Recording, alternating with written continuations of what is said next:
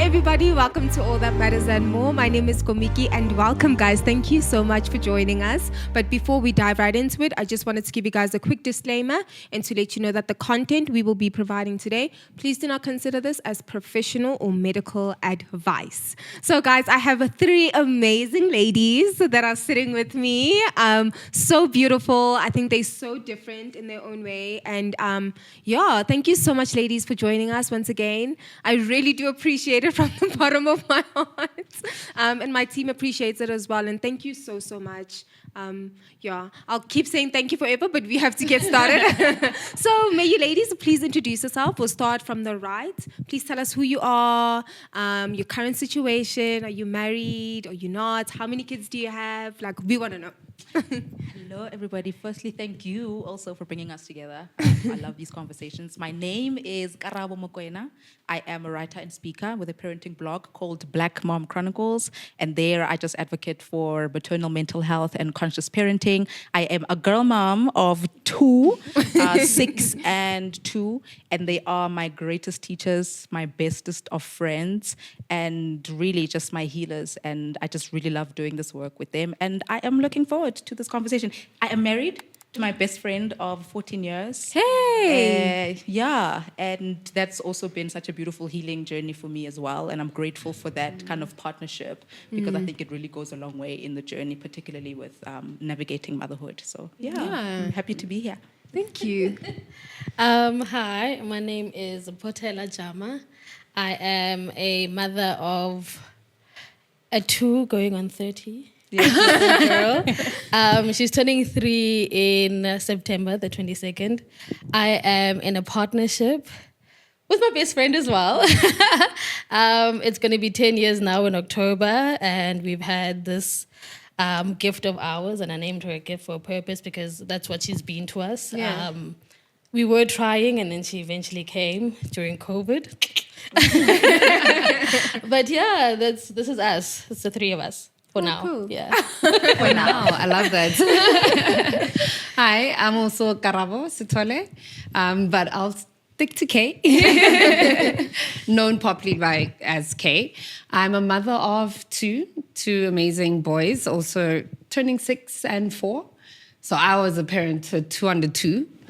Don't know how I survived and got to where I am today. Yeah, You did it. Mentally, it was a lot. But like you said, marrying your best friend, yes, I've been married. We celebrated our 5th year anniversary this year.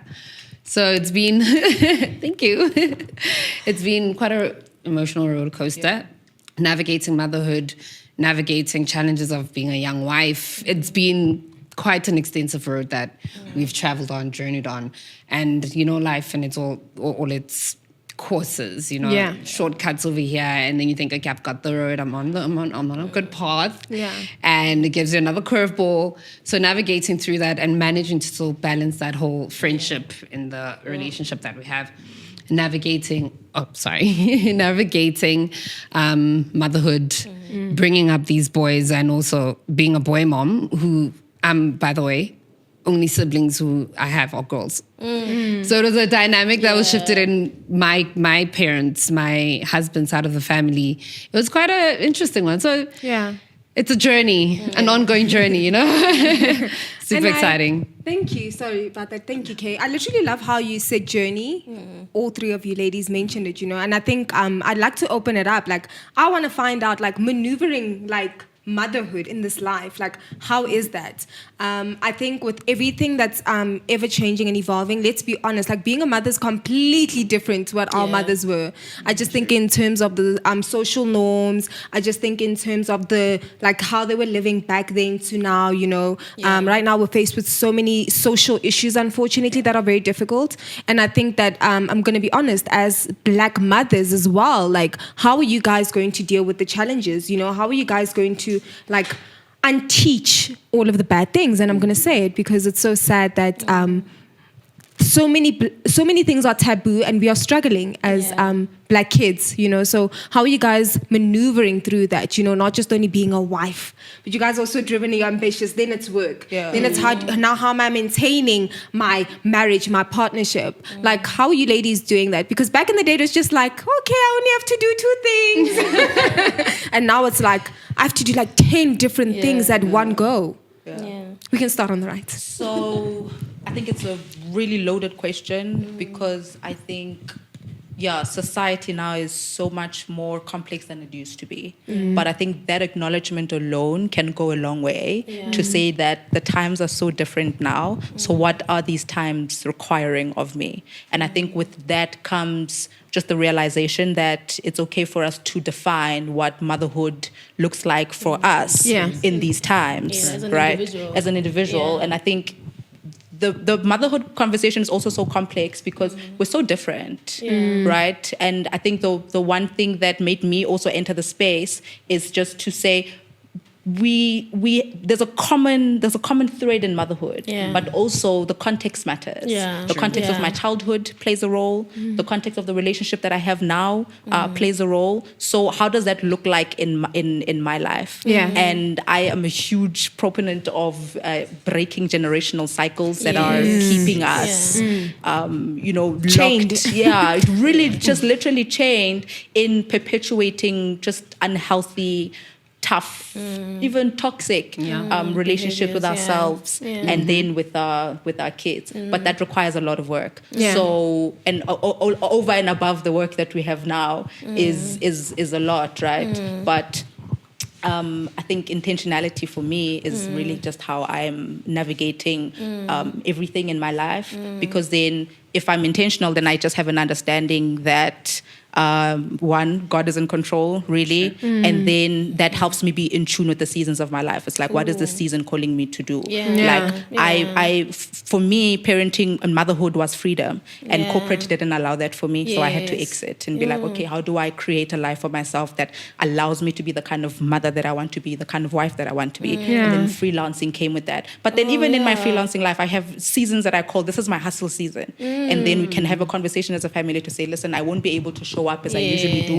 How does my community and my village look like? Because then I won't be able to juggle all the balls at the same time. Like, you know, I can't be mother and brilliant wife, and then I must just show up in the hustle. And we do that to ourselves, eh? Pressure. Self-inflicted. Yeah, we do that to ourselves because we're so ambitious and we've got so many things that we want to achieve. But at the same time, we need to look at our setting and say, okay, so this is what I can do in this season, and that's okay. And how does that village and that support looks like? So that's why I'm saying it's such a layered conversation. But for me, it's come with being able to be intentional about how I want my motherhood journey to look like. There's certain things that I have to sacrifice in certain seasons of my motherhood, which is okay.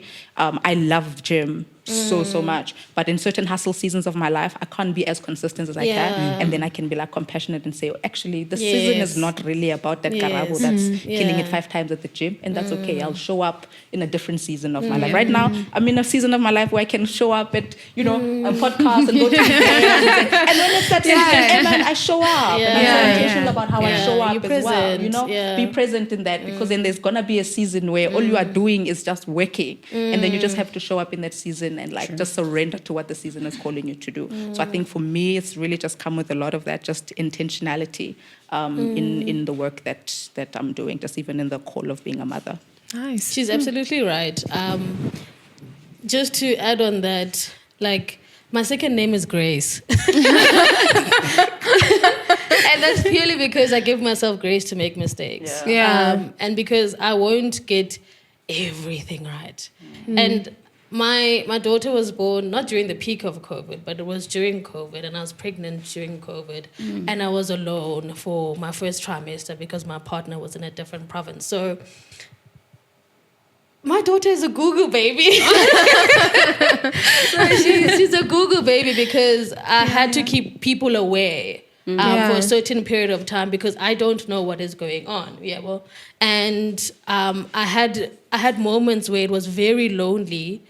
Because now I could only allow family after a certain time. Or I could only allow them with imaski. I could not have someone who was sick the previous week be in our environment. So it was very lonely, especially at the beginning. And now when she's getting older, I need to try and navigate to those relationships again. But, play your part. Play your part. And it requires a lot from us as well, because now you have to communicate with Abantu, which is something that you also mentioned, is that you need to communicate with people about where you are now and what this season actually looks like for you.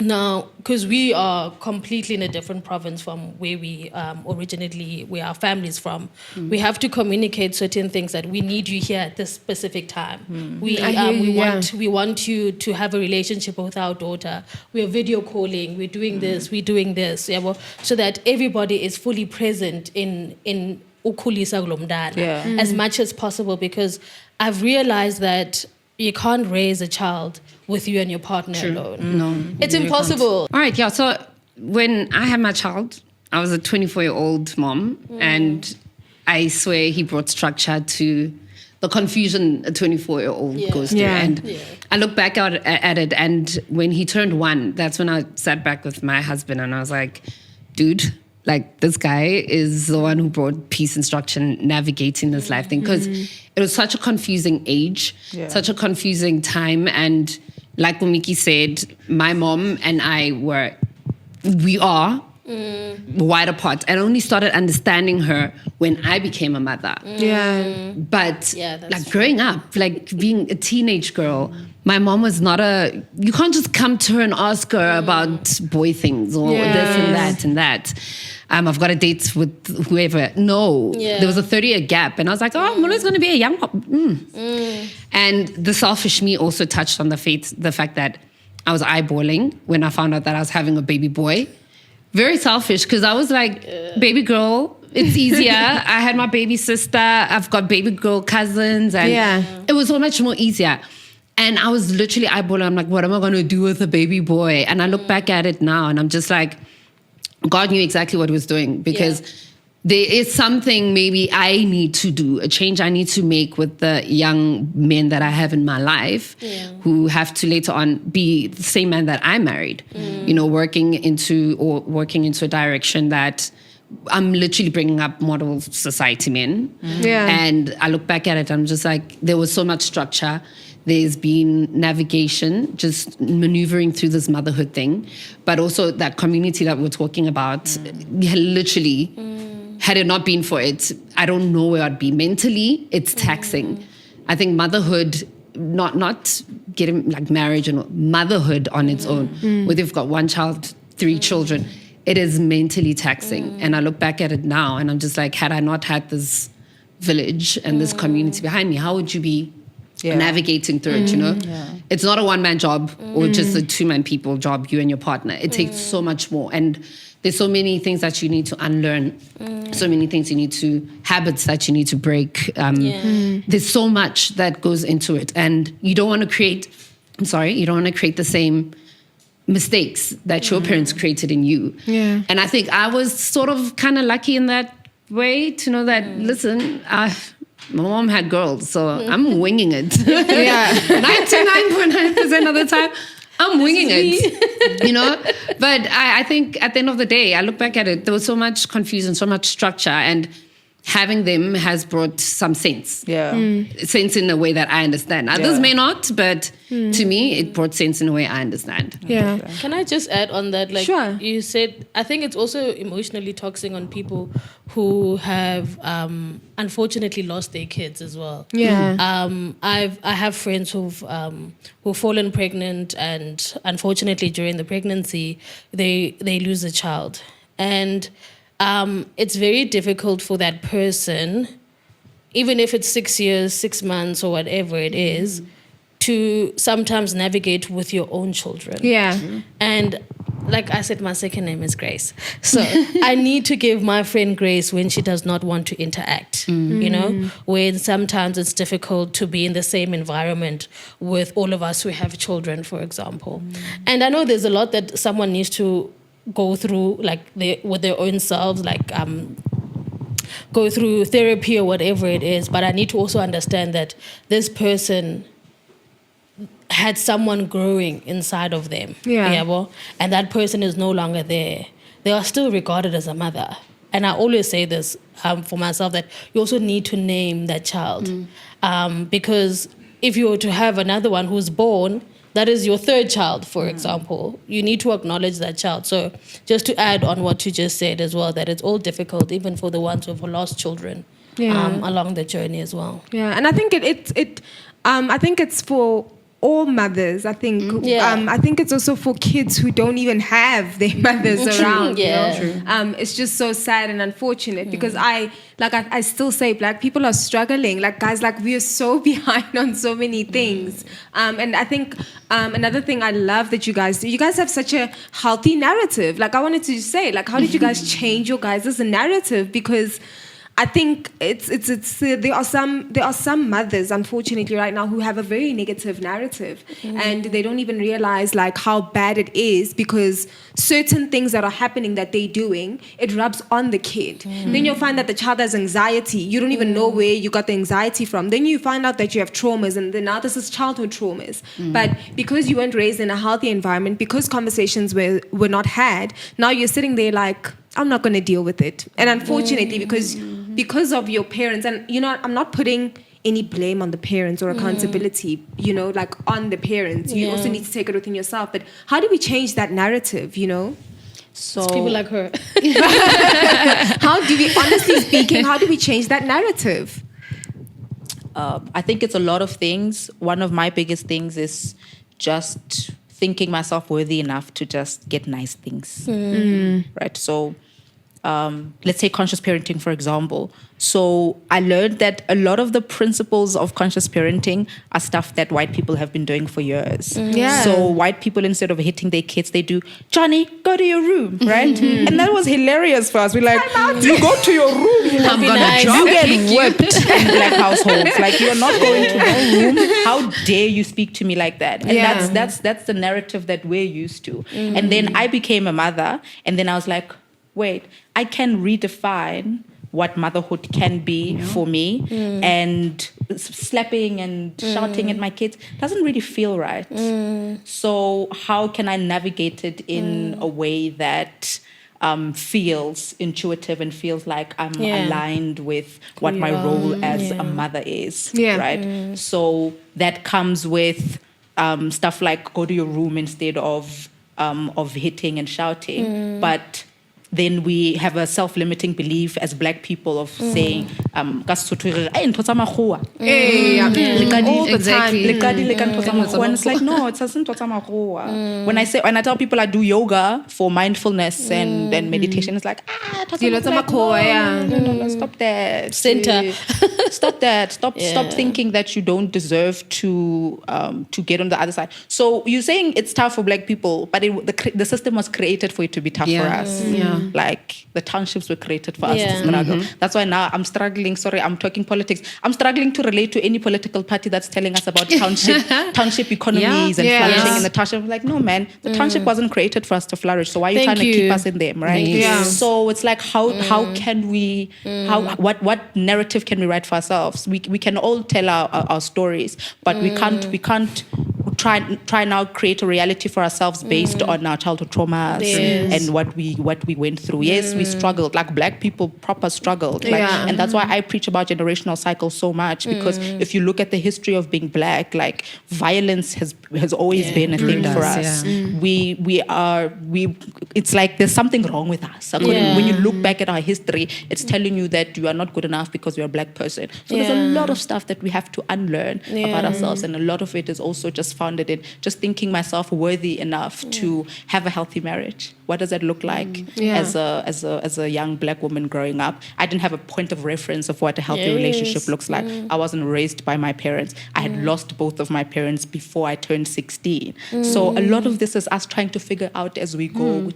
Wait, this doesn't feel really healthy right now. So how can we create it in a way when my husband triggers me and I get upset, then I have to have the self-awareness to be like, oh, okay, so maybe it's not him, maybe it's me right now. So how do I work through my own stuff? So it's really about creating your own narrative. Like you have the freedom to do that, just to create your own story of what do I want my reality to look like, and just doing the work it takes to create that for yourself.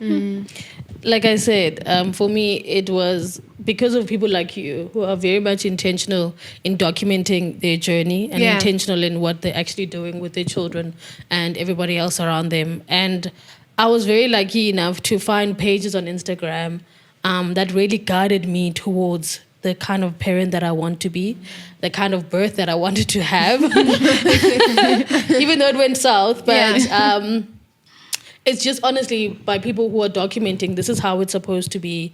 And also not only documenting the good stuff. It's also just documenting, yeah man, this child is having a tantrum go with something. Dimyeke okanye dimbetho okanye dini, you know?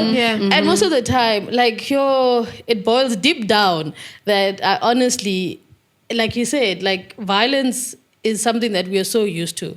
But the funny thing is for me, I was zange ndabethwa ndingumntana. Really? So, no. My mom never Yo, did that. my mom was like, you did what? She even used to run when she was younger. As she got older, the running stopped. But when she was younger, she was like, what are you doing? Yeah. No, like never. Like my mom was completely against that. And even if when like we lived in a house, song as children of sisters and stuff like that, she was against her sisters hitting me. And I remember my aunt one day, and then one better I can't remember what it was, but one better like put me like 5 times before I can actually go ahead and do what I needed to do.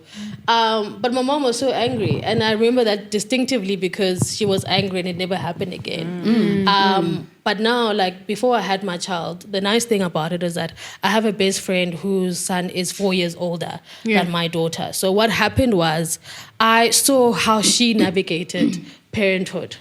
And she did something completely different. As black people, to be honest with you, we all eat meat.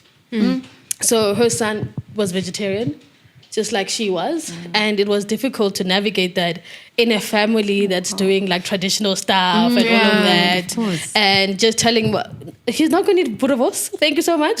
He's only going to, I think, they were a pescatarian at that time. So he was eating fish. So she was the one who told me before I gave birth that this thing of wanting to discipline umdana in this manner is all in you. Because if you'd actually sit and just look at yourself, nguwe lunyukayo. Umdana yena does not realize why A, B, C, D, E is wrong. So sometimes kaya talen man and then, scream and just come back to the child. But this is the way to do it. And it's very difficult sometimes. Like even, for example, my daughter this morning, she wanted to, so she climbed on top of the windowsill, Luckily we have bars, So now she wants to go over. Now we're on the first floor. How, sissy? How, sway? So she got so angry because now we are stopping her from doing that. And she has her foot out. So if we were not paying attention, I don't know what she could have been capable of doing. But now it's those smaller moments where you need to take it a day at a time, an hour at a time, a minute at a time. But okay, I'm not going to be able to do this. Let me pay attention to this child because of people like Karabo who have been able to document and have YouTube videos, have vlogs, share about like certain different ways of doing things, not only just one way. So I think I'm very grateful to people like you who have been able to show us because we don't have anybody else to teach us about how to do things in a different way than what we've actually been taught. So that's for me.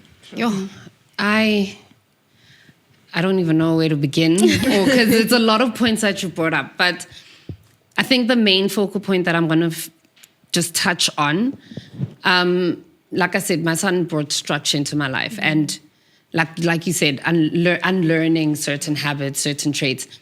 My mom was, the fear of God was instilled with one look. You know the look. They'll give you one look, you fix your life right there and then. But in the same breath, when I had my own child, my first made it so easy. Like, you know how they say the first child is a trap into having a second one, and then the second one is the one who tests you. Not for me. I swear. JJ, I've never hit him except, spanks. We've given him spanks for things where it was like it's coming out as frustration. And if there's one thing that has taught me, I learned that from my own mom because even if we didn't have that connection when I was younger, there were times where she realizes that you're conscious, you're aware of yourself, you're aware of what you've done. She will apologize. And I installed that teaching in my own house, where if I snap at you, I'm human, you human. I'm going to come back as your mother and apologize for snapping at you at that point. I think the hardest thing I had to unlearn was having a toddler who's an angel, you know, like he doesn't cry, he sleeps. That was new to us. And then I had a toddler who was completely opposite. And he went through this period of biting. Oh my goodness. Biting everybody, like you would not survive. You're a guest, you're my mother, you're my father, you're a grandfather. He was just biting. And the one time he bit his brother so bad that he like ripped some skin off him. And I remember my husband looking at him, and I was the one who gave him a spank and put him in his timeout. I came back and I was like, he doesn't understand what he's done wrong. Yeah. He doesn't get it.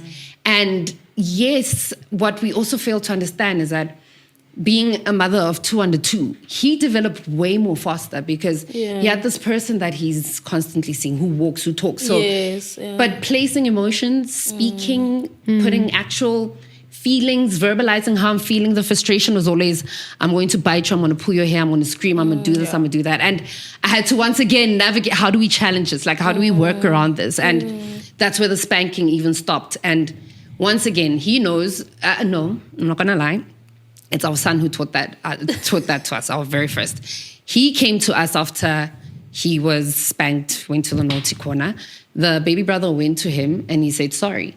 And he came to us and said, Mommy, Bansi said he's sorry. He's just a baby. He doesn't understand. And he was only 4 at the time. Yeah. And I was like, it's the emotional intelligence that they also come with that we need to be very aware of. Don't stun it. Don't shut it down because they are aware of what is going on.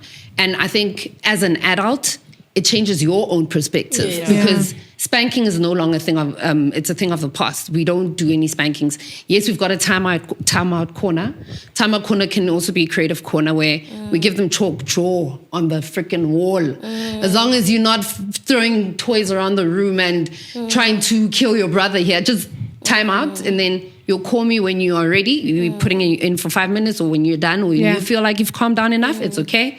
And he's also very curious. And I think we also fail to understand that children learn through curiosity 99% of the time. So he's also very curious, wants to know, how does this work? How does that work? Your frustration as an adult is you making a mess, you breaking my mirrors, you doing this, you doing that. And he's trying to learn. Yeah. So we had to also be very creative with the chalk in my house is... It's like bread and butter. Chalk is bread and butter. You can go outside. Hey, it's staple. I kid you not. Not to eat. So I'm not gonna lie. But in terms of outside, we'll tell him, you want to draw on walls, take your chalk. Go outside, draw on the perimeter wall because it's going to rain. It washes it out. I'm happy, you happy, everybody's happy.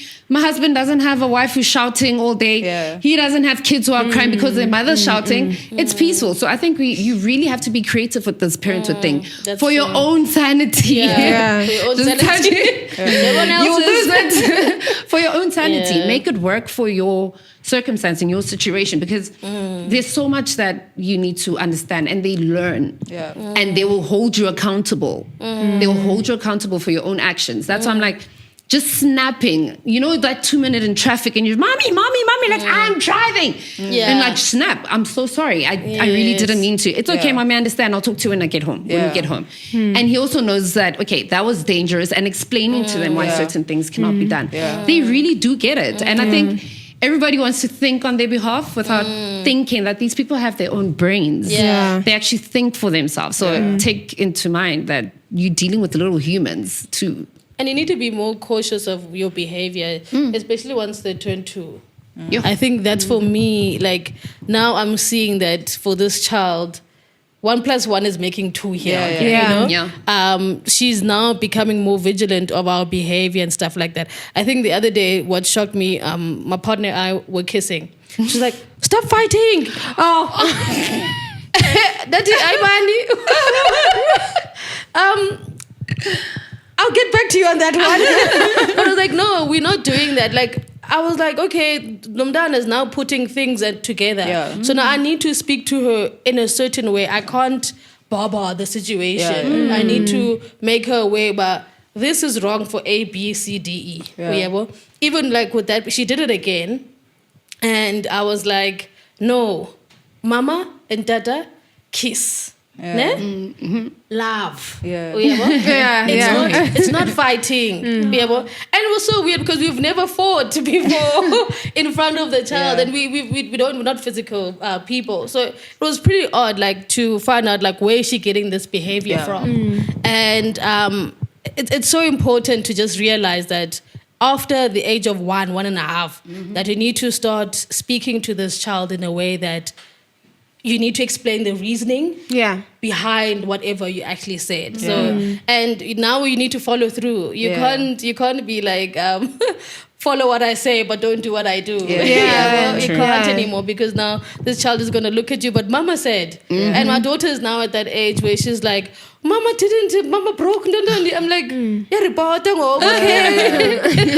okay. And then I think like I just wanted to ask you ladies, because I'm so happy with like the positive outlook that you ladies have in terms of motherhood, you know, because I think unfortunately some of us just didn't have the privilege of having a healthier perception in our households, you know. I think in terms of like, obviously, yes, we do respect our parents, but now it's just like, how do we now go out there and do the conditioned learning and unlearn certain things that are bad and learn all of the good things and take it upon yourself, especially when it comes to mental health, you know? How are we gonna learn the good stuff, be creative, like you said, and then teach our children as well that this is good, this is bad. And like COVID, you know, I think like all of the social issues that are happening with, for example, voting for the right party, making your own decision, how are we going to then teach the narrative, you know, and have more of a positive conditioned learning to be like, mental health is a thing, this is how we maneuver it, like how would you ladies, short and sweet, like how would you ladies do that for other mothers who don't have the privileges, unfortunately, to go on blogs and experience someone like Karabo, you know, to run into Kay in the shop like, my child is crazy, how do I, you know, also like you, Patella, where you can teach your child that, no, this is a good feeling, we do this. It wasn't like that in the beginning, to be honest with you. Yeah. It was tough. I don't talk to people about this, but I suffered from postpartum depression. It was self-diagnosed because I was never willing to go out there and actually put myself out there and say, this is what I'm going through. Yeah. I stopped working. I stopped looking after myself. It was honestly because of loss. I named my child Sisi Posetu Esi because she was a gift, but I didn't realize it at that particular moment. But that name came to me, and I named her that, and I only realized it at a later stage. But this is the reason why I named this child Sisi. Yeah. Because God is very intentional. Yeah. In the sense that I needed the love for my daughter because I never got it. And I'm not saying that she's a replacement, but she's a filler, you know. And at the very beginning of my pregnancy, like I mentioned, my partner wasn't there for 3 months. I was falling asleep during meetings. It was terrible because it was the first trimester. And I felt all alone from finding out I was alone and needed to keep this to myself for this time period. But I was staying alone, and there were certain times of like, oh my goodness, am I going to be able to do this? In a couple of months' time, I need to look out for somebody else other than me. And that's why when the child was born, I didn't naturally gravitate towards her. I wasn't filled with love. I was just like, I'm losing so many things. I lost myself, and I still need to try and get myself back. I gained so much weight afterwards. I wasn't able to communicate with my friends the normal way that I normally did.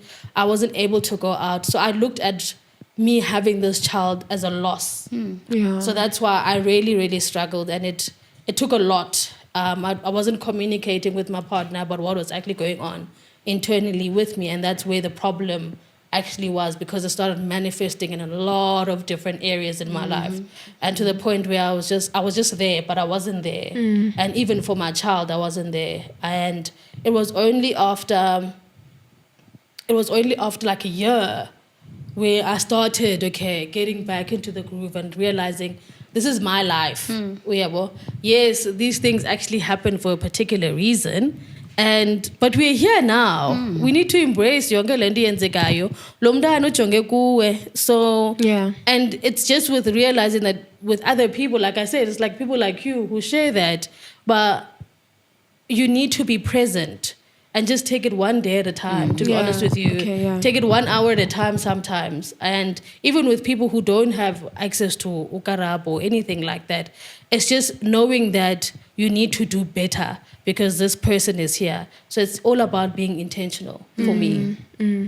I think there's so much to unpack, and I'd love to have a conversation with you with depression. Yeah. Because I think it's a huge one, right? Where mental health is concerned, and I think this is the work. Yeah. As well, just having these conversations, because this conversation is going to reach somebody else. Yeah. And then we get into the groove of sharing is caring, and then we also continue to have the conversations. Conversations really do start revolutions, right? Yeah. But I also think the important thing is to realize that we have really been called to serve each other, and we can even do that on minute levels by being intentional about the conversations that you have with the people that you come across every day in the streets. You know, those are human beings that you can touch. How do I leave people in a better condition than I found them in? How do I just shine like the light that I am in every space that I'm in? Because you're right, there are people that can't access these platforms, Yes. but also the people that are accessing these platforms need to understand that they have a responsibility of being able to impart that same Yeah. knowledge to people that are not on these platforms, because we're privileged parents, Yeah. and there are parents that are really struggling who can't access this. So how do we also pay it forward and not be selfish? Especially for mental health. I'm getting so emotional. But it's also what we see. Especially for mental health. Like, people don't get it.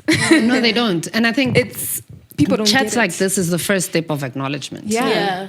Not just us chatting. Like you said, you talking to this person, it's gonna land to somebody who is asking themselves, how do I navigate through this? Yeah. And these kind of spaces, this kind of acknowledgement and openly doing it, because I'm very big on children. It's one thing that I studied, child and youth development. And it was a foreign thing that I did when I had my own children. You were so quick to help them outside, not your own. So Yes. start in house first, you know? These chats with your little people, that's where it begins. I mean, be open with them. I personally, it's a funny story. I'm sorry, I'm just gonna put it out there. How my dad told me I was born, and I've got pointy ears that I just started loving when I grew up.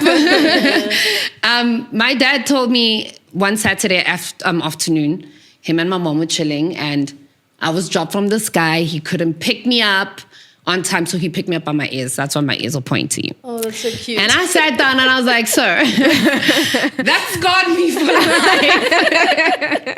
It really did. Yeah. But it was something as small as that. Like they couldn't articulate. Like it's something about my body image that I was conscious about. Like I knew why people always telling me I got pointy ears. Such like, a terrible joke. You know, it was horrible. I look back at it, I'm like, but in the same space, I'm just like, you didn't know how to navigate through it, and your best shot was lie. Yeah. And that's one thing that I don't do to my kids. Like, I'm going to be candid with you, and I've got a husband who's also very creative with these things in terms of teaching lessons. Like, he will create a storybook. I've got them as notes on my actual phone, like stories that he writes for the boys, teaching them life lessons in terms of you sharing, you having money, brothers fighting, like just stopping fights on some.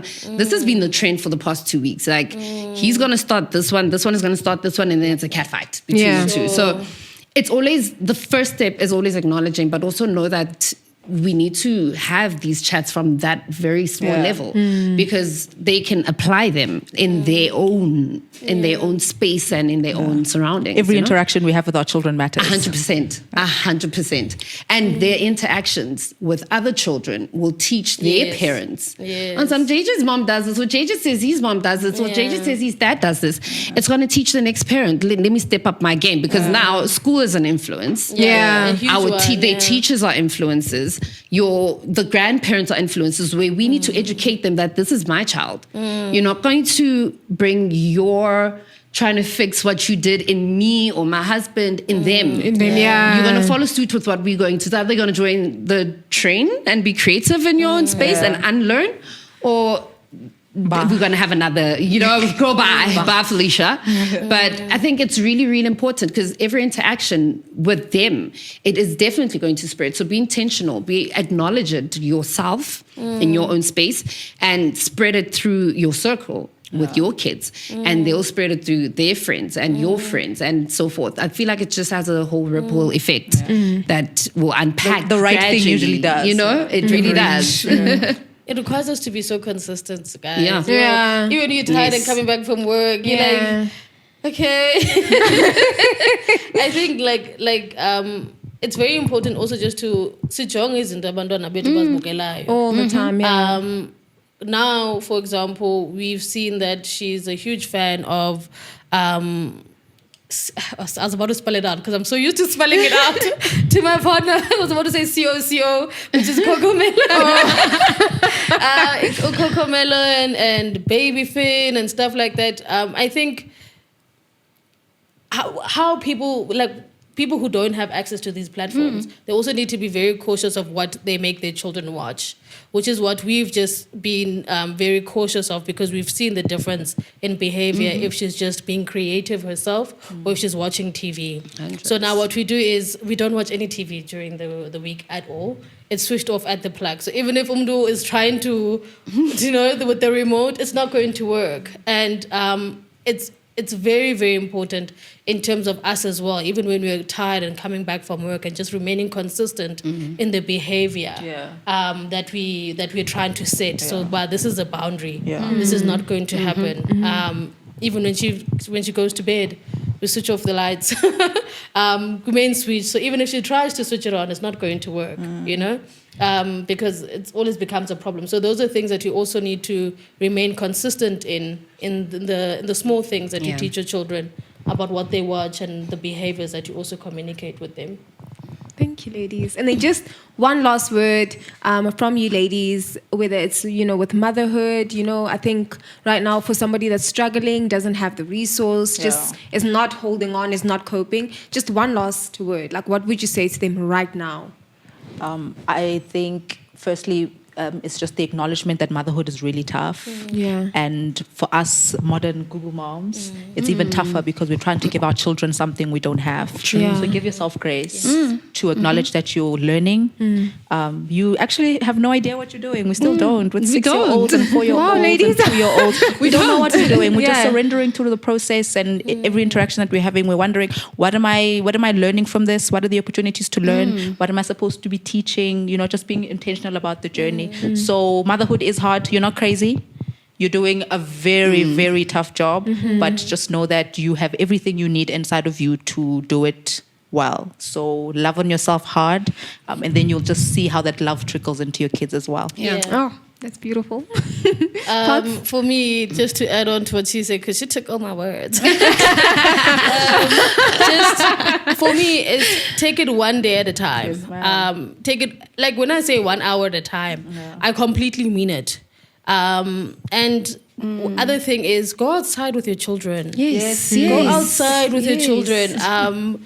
You can't stay cooped up in a small place. Yeah. No matter whether you say, look, you're in a suburb, you're in a state, go outside with your children and actually walk. What the other things that I've realized with us, I can't keep it short. But go outside with your children and just take it one step at a time, one day at a time. Yeah. Okay, cool. And Kay? Guys, we're dealing with babies and humans. Yeah. All they want to do is have fun.